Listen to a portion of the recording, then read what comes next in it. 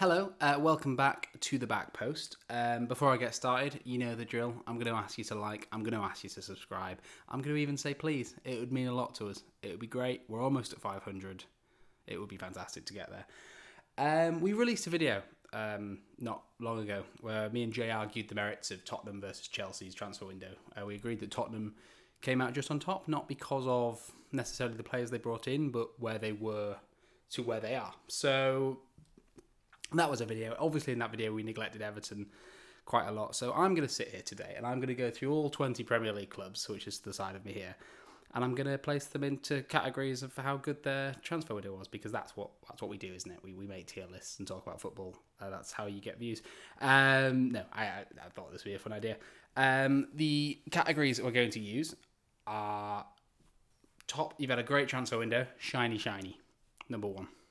Just below that, an improvement. Your team's better than it was.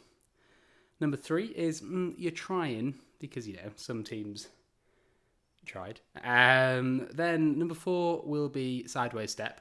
Is your team any better? Have you really done anything to push on? And then five is shambles. And there's a few teams I have in mind there. Okay, right, just a few ground rules, because we have to have some. I'm not going to mention every player, because there's a lot of players that have moved. Not all of them are big first-team players. I'm not going to mention the fact that Arsenal signed Spurs released academy player John Dinzezi? Whoever it is. It's not going to happen. I'm not going to mention players that, are big, but already were not there. Like, for instance, Bakayoko. He was on loan last season. He's back on loan this season. Chelsea haven't lost or gained anything there. And on that whole, it's not really about the transfers. I'm sure there'll be one for the futures that I've missed out, but really we're just talking about the squad that will be playing in this season's competitions compared to last season's competition. So, yeah.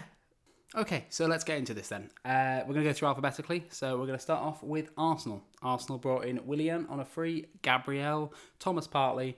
And even though they had him last season, I will count Ceballos, because there is every chance they might not have got him again. But they did, and he was a good player for them. Out on loans mainly is Torreira and Gundezi, and they also sold their second choice keeper, Martinez. I'm going to be a little bit controversial on this one. I think they're all decent signings. I think partly I read the stat that he made more errors than anyone else in Spain, directly leading to a goal, and I think he improves them. I think he's great, but is that, Arsenal will probably bring out that side of him more than an Atletico Madrid. But the only reason I'm saying what I'm going to say is because I think Torreira was the exact player Arsenal needed, and they just didn't use him correctly ever in just that Kante role. And they've brought in Partey. I don't know if they'll use him more effectively, but it seems like a straight swap to me. Willian they haven't sold a winger to get rid of Willian, so they've improved on that front. Their defence looks miles better, I will admit that. So Arsenal have probably made an improvement, if I'm being honest. Yeah. Right. Yeah. Aston Villa. Okay, Aston Villa. Out. I'm doing this first. Not really anyone of note. No one that I looked and went, oh no, they've lost that. In, Matty Cash, Ollie Watkins, Arsenal's Martinez, Bertrand Traore from Lyon, and Ross Barkley. And, this is a side that survived by the absolute skin of their teeth last season. Just probably, got, in a sense, got carried over the line by that ball not crossing the line incident did cross the line that happened. And this is a team that have bought well, really well, really smart buys, and they've gone and pumped the Champions of England 7-2. So maybe I'm being incredibly reactionary there, but in terms of, they're not going to challenge for the Premier League, obviously, but if we're talking about a team that, this is more than an improvement. This is relegation fodder to Aston Villa back being established Premier League team. So Aston Villa have got a shiny team. And I think if you're an Aston Villa fan, you should be very excited about that. And yeah, I think maybe if Barkley could stay beyond this season, because I don't think there'll ever be a place for him at Chelsea. That would be a very, very smart thing for them to do. Brighton, next. They've lost Aaron Moy to Shanghai, Duffy, and Glenn Murray was the only one I threw in there, even though he didn't really play last season.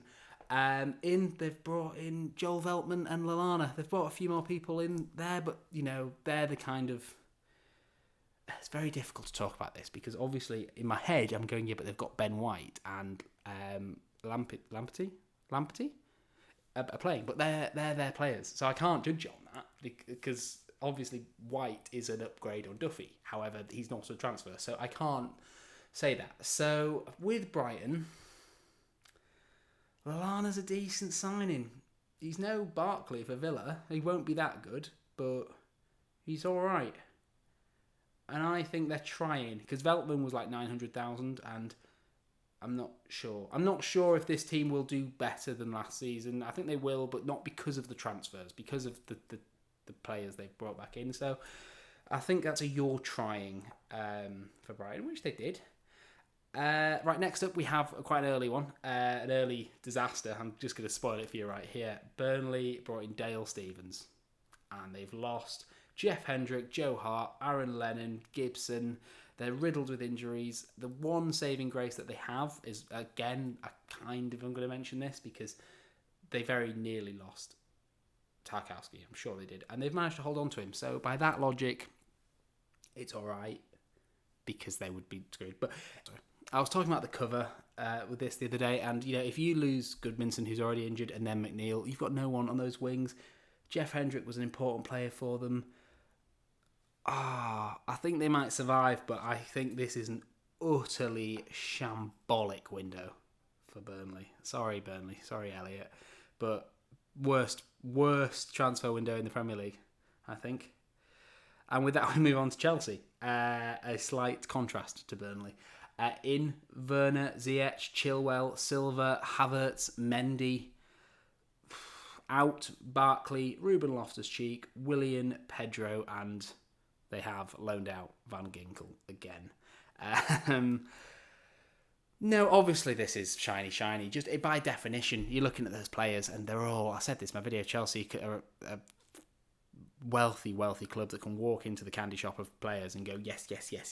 And even though they haven't strengthened so much in the centre-back position, I still don't think Silva's doing it. That's just my opinion. You might disagree. You probably do. It can be nothing but shiny for Chelsea, can it? Because it's a phenomenal window for them, and they've got rid of a lot of dead, aging wood that they had. So, annoyingly, shiny Chelsea. Next up, Crystal Palace. Out. No one really have noticed. They've kept McCarthy. They've kept MacArthur. It's good. And they've rebought Batshuayi on loan. Eze has come in, and I added in Ferguson from West Brom as well as a bit of fullback cover because they keep playing Martin Kelly there at right back. So maybe they won't do that anymore. But on the whole, it's not. It's difficult because I think Eze will be a fantastic player, but we don't know that yet. So are they an improvement? Ayew to Batshuayi. I know they've still got Ayew, but it's obviously an improvement. But just because the jury's out, I think they do have a young talent. I think I'm being harsh here, but I'm just going to say you're trying. But that could bump up to an improvement, obviously. It's an improvement, isn't it? It's an improvement. They've improved as a team. They're doing well. An improvement. Okay, Palace. Right, next thing we've got Everton. And James Rodriguez, Allen, Decore, Ben Godfrey, Olsen, the keeper from Roma. Again, this is a case of shifting deadwood. Baines retired. They got rid of Schneidlin. Moise Keane has gone to PSG. Theo Walcott to Southampton. And they're top of the table. And they've got Ancelotti marching those boys on. And they really look like this will not be the same old Everton this season. They've done brilliantly. And again, that is a third shiny transfer window. It's been a good transfer window, hasn't it? Fulham, next. They got rid of Steven Sessegnon, Alfie Mawson, players that had kind of fallen out of favour, championship level players probably. Brought in Antoine Robertson, Reed from Southampton, Ademola Lookman, Ruben Loftus-Cheek, Areola, Adarabayo, and Anderson. This is a difficult one because for me that team is still one of the most relegation threatened teams I see. and they've done well. Ruben Loftus-Cheek's a good player. Ademola Lookman is a fantastic player. Areola from PSG is a great keeper. Like, what Chelsea should have probably looked at him before Mendy. But they're still going to get relegated. It's not a shiny team looking at that team. It's still a Fulham team that is going to struggle. It's either you're trying or a sideways step, because it's not. They've brought too many players in for it to be a car crash. But we remember what happened last time they brought in too many players. So, because of Lookman and Loftus-Cheek and the fact that their centre-backs were so bad, I'm going to have to say that they're trying, because it might be enough to let them finish 17th. And, that's all you can ask for, really. So, yeah.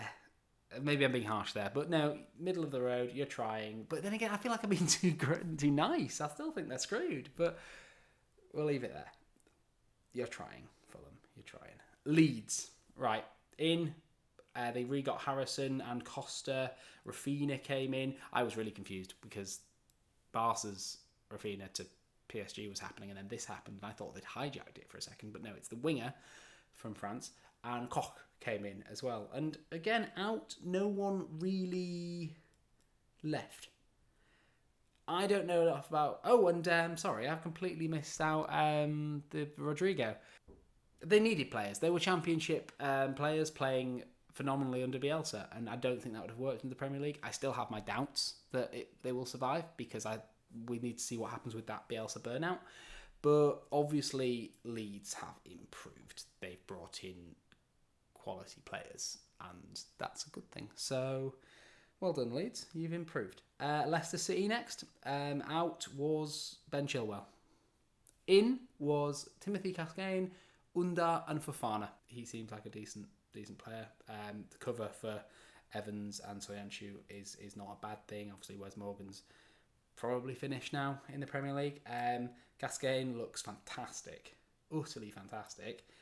Already for me a sideways step to Chilwell, and I mean that in a good way, as in losing Chilwell could have been such an issue for them, but it doesn't seem to be. Under is he an upgrade on Harvey Barnes? Is he an upgrade on Damari Gray? Yes. He might not be. He might be rubbish, but in my head, yes, it is. So, sideways step from Cascane to Chilwell. They've negated that really well. Under and Fofana are good, but do they really take them to a better place they were last season? I don't know. I'm going to say they're trying. Again, maybe harsh, but I'm not like blown away. Is the side improved? Probably. But I'm still going to say you're trying. Right, Liverpool next. They got rid of Lovren, Lallana, Kai Hoover, Brewster, brought in Timikas, Jota, and Thiago. Then lost 7-2. Can't let that one alter my judgment. Thiago's obviously such a good signing for 25 million. By that logic, and their midfield was maybe the issue. I don't know if them playing a better midfield and kind of negates that perfect balanced system they have, but in the end of the day, it just gives them a better option. Jota is a good player. He doesn't get in over their front three, obviously, but he's an upgrade on Shaqiri, he's an upgrade on Lallana. Thiago, obviously, it's not shiny. It's a great signing, but no, it's an improvement. Liverpool have obviously improved. Man City, they've brought in Ferland Torres, Nathan Ake, Ruben Diaz, and they've managed to re-get Scott Carson. Which means Ross can score more bangers against me with him on FIFA. Out, they've lost David Silva, Leroy Sané, Nicolas Otamendi. We can take this one by one, really, because we've got this quite nice. Ake and Diaz are an improvement on Otamendi. That's fair to say. Ake can play left back, he can play centre back. Diaz should be one of the next big centre backs in Europe. Might not be, but he should be. That for me is an improvement. However, on paper, and I think Torres is clearly they couldn't really do anything about losing Sane, but Torres is a downgrade on Sane. So I'm going to be a bit harsh and say that you're trying because, yes, they're good signings on paper, but is that team, again, one that's going to do better than last season? Will that improve last season? I don't think they'll... I think I did say I would in my season predictions, but now we're a few games in. I don't think City will finish top 2. So, by that logic, they tried to improve, and I don't think they have. Right, sorry, all the clouds came out there, so I've just had to up my iOS. Right, Man United next. They've brought in Van der Beek, Telles, Cavani. They've brought in the winger from Atalanta and the winger from somewhere I can't remember. I'm not going to mention those two because they're not players for now. They're not players for this season. The players for this season are Van der Beek, Telles and Cavani. Telles, clearly an upgrade on Luke Shaw. Van der Beek, phenomenal player. This is one where we have to be slightly harsh, though, because this isn't the transfer window Man United should have had at all. This should have been Sancho. This should have been Upamecano. And I know it's easy to say that, but Man United have the money for these players. The middle finger to Man United to buy Cavani when the promise of Sancho was there, and then it's not Cavani's fault, but handing the number 7 shirt is just so underwhelming. This is the only one where I'm taking potential into account because it's just not on. They've got rid of Andres Pereira. Chris Smalling is probably the club's best centre back, and he's gone. Obviously, they are good players. If Van der Beek, I can't say if he wasn't there. It's difficult. I can't. I want to say it's a shambles because of what United are and where United should be, and who the kind of players they were looking at and attracting and talking to, and Ake and Sancho and all of these players. But it's not a shambles, is it? Because Telles, Cavani, and Van der Beek are top level players. Even if Cavani may not do what they want him to do, I don't know. I think it's a sideways step, though. If anything, I think they're going to finish lower than they did last season. I don't think they're a Champions League team this season, especially with Solskjaer in charge. So by that logic, I should have really put a got worse category in here. But a sideways step is fair, I think, for sideways. Yeah, sideways step for Man United. Newcastle United. Right. Didn't really lose anyone, Newcastle, of importance. They've brought Ryan Fraser, Callum Wilson, Jeff Hendricks and Jamal Lewis. And they're just really smart buys. I still haven't forgiven Wilson for his comments after the handball. Hendrick is a solid player. I would say, personally, an upgrade on Shelvey in terms of someone who's going to give you a bit more and then produce a screamer occasionally is a good thing. Ryan Fraser, a lot of people don't like him after the way he left Bournemouth, but he is a dangerous winger. Yeah, it's not shiny, is it? It's still Fraser, Wilson, Hendrick and Lewis, but it's smart, it's clever, it's an improvement. A lot of mid-table teams can be jealous of that transfer window, so well done, Newcastle. Sheffield. They didn't lose anyone, technically. They brought in Ampadu, Brewster, Aaron Ramsdale, Bogle, who I didn't know, from Derby, good FIFA player, and Oliver Burke. Good signings. An improvement, maybe. But they lost Henderson to United's bench, and that is so damaging. Aaron Ramsdale's a good keeper. I'm not having a go at him, but Henderson is a different gravy. And Brewster's a lot of money for a young kid. Mad market. Ampadu's on loan. He played for RB Leipzig, Wales international. Good signing. For me, I don't know how this one's going to go. I don't think they're going to do as well as last year, but I don't think that's because of personnel. I think that's because of second season and the amount of shots that Henderson did save. So they've tried. They've clearly tried, but I don't know if it's anything more than that. I don't think they've improved. So Sheffield United, you have tried. Right, Southampton. They brought in Kyle Walker-Peters, Salisu, maybe, is that how you say it? And Theo Walcott, 14 years after he left St Mary's. They've lost Højbjerg, Boufal, Elianusi. They needed a right back. Kyle Walker-Peters seems like a really good buy for them. I've always liked him at Tottenham, but it was never going to make the cut for us. Theo Walcott, it stinks of Aaron Lennon, doesn't it? Tottenham, Arsenal, then to Everton. Well, I can do it at Everton because I can't quite do it at those clubs anymore. Oh crap, Burnley, Southampton. It's a sideways step, isn't it? I mean, I've seen firsthand how good Højbjerg is for Tottenham now. Elianusi and Buffal is Salisu just another incarnation of that type of winger that'll score you, 2 goals a season. Walcott, I can imagine, will get a few more goals, but he is, is he the player that they needed? I think they'll do all right, but for me, it's not a shambles. It's just a sideways step for Southampton. So, will anyone be joining Burnley in the shambles? Tottenham next, and I'm biased, obviously, but we've brought in Højbjerg, Doherty, Hart, Reguilon, Bale, and Carlos Vinicius. We've lost Jan Vertonghen, Kyle Walker-Peters. We've loaned out Sessegnon and Foyth. For me, like I've already said, Tottenham were here. We were struggling. The team was kind of crumbling. We've beat United 6-1. We've knocked Chelsea out of the cup. Got past the European qualifiers. Honestly, this team is scoring so many goals. We look so sharp. Bale hasn't even been added to that. Reguilon and Doherty have transformed our fullback positions. Højbjerg just says no when other people try to play football. I won't talk about it for too much, but for me, Tottenham, I'm so happy with that window. It's shiny, shiny, shiny, shiny, shiny, but just shiny, shiny. And it's great. I'm happy. West Brom. They've brought in Diangana and Ivanovic. They've lost Lecco, don't need to know if he played much, but pacey winger, Oliver Burke, and they released Chris Brunt. Again, don't think he was playing much, but part of me wants to let someone join Burnley in shambles. Ivanovic is going to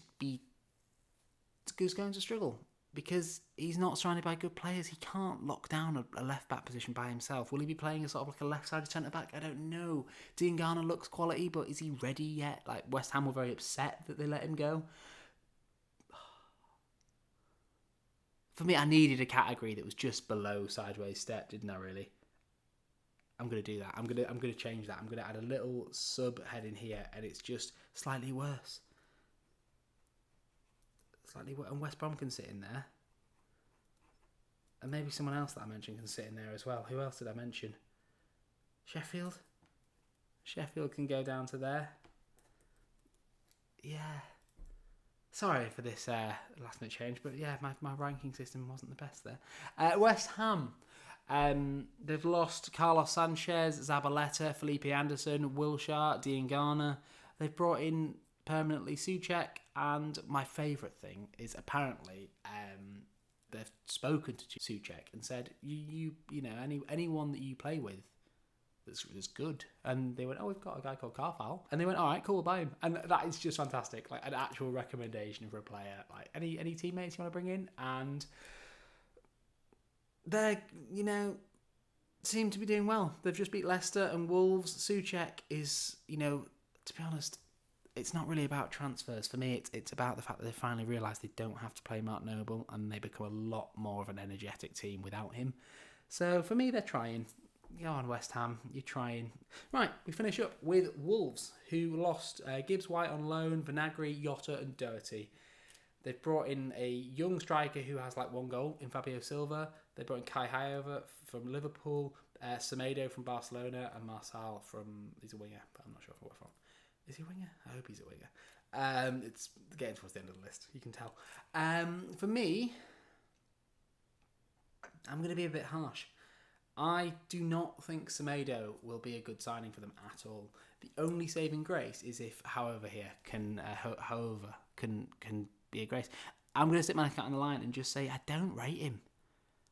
He didn't.